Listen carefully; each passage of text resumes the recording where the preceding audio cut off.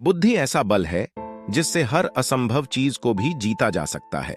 लेकिन बुद्धिमान कौन है और कैसे बना जा सकता है बुद्धिमान, इसका सटीक अर्थ गौतम बुद्ध की इस कहानी में मिलता है। बौद्ध धर्म के संस्थापक महात्मा गौतम बुद्ध के विचार और कहानियों से व्यक्ति को प्रेरणा मिलती है। गौतम बुद्ध के जीवन से जुड़ी ऐसी एक नहीं बल्कि कई कहानियां हैं जिससे कई समस्याओं का हल मिलता है। इन्हीं में एक है बुद्धिमान होने की परिभाषा। बुद्धिमान की परिभाषा और इसका सही अर्थ गौतम बुद्ध के जीवन से जुड़ी एक कहानी पर आधारित है। बुद्धिमान से जुड़ी गौतम बुद्ध की कहानी, एक गांव में एक लड़का था जिसका दिमाग बहुत तेज था। उसकी यह खासियत थी कि वह किसी भी चीज को बहुत ही आसानी और कम समय में सीख लेता था, जबकि उसी चीज को सीखने और समझने के लिए अन्य लोगों को काफी समय लग जाता था।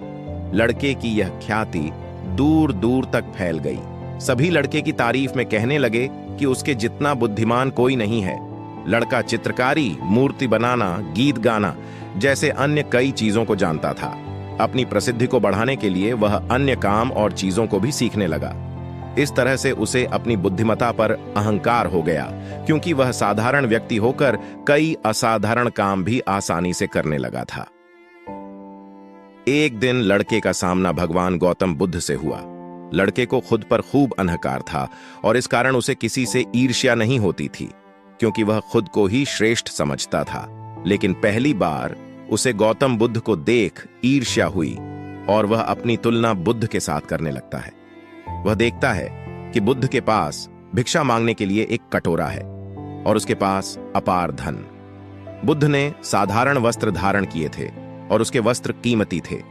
बुद्ध नंगे पैर थे और वह नंगे पांव जमीन पर पैर भी नहीं रखता था। इस तरह से लड़का एक नहीं बल्कि कई चीजों से गौतम बुद्ध के साथ अपनी तुलना करने लगा। हर चीज से तुलना करने के बाद वह मन ही मन सोचता है कि आखिर मैं इस भिक्षु के साथ अपनी तुलना क्यों कर रहा हूं, जबकि इसका और मेरा जीवन बिल्कुल अलग है। वहां मौजूद सभी लोग गौतम बुद्ध का सम्मान कर रहे थे। लड़का सोचने लगा कि आखिर इनमें ऐसा क्या है जो मुझ में नहीं है, जिस कारण मेरे भीतर इनके प्रति ईर्ष्या पैदा हो गई।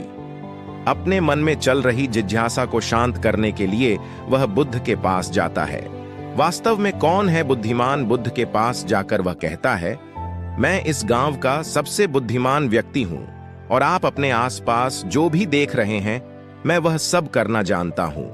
मैं किसी भी कार्य को बहुत कम समय में सीख लेता हूं, इसलिए सभी लोग मेरा सम्मान करते हैं। लेकिन फिर भी आपको देख मेरे भीतर ईर्ष्या पैदा हो गई। इसलिए मैं जानना चाहता हूं कि आपकी उपलब्धि क्या है।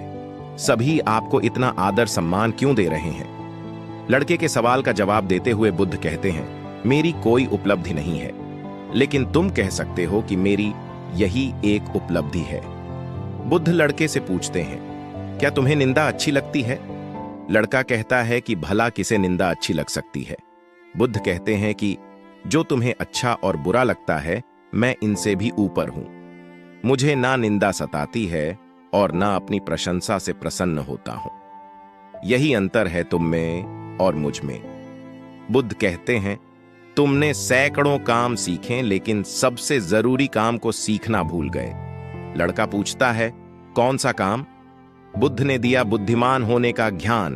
बुद्ध कहते हैं कि क्या तुम्हें मन को नियंत्रण करना आता है? यह बात सुनकर लड़का समझ जाता है कि उसे बुद्ध से ईर्ष्या क्यों हुई।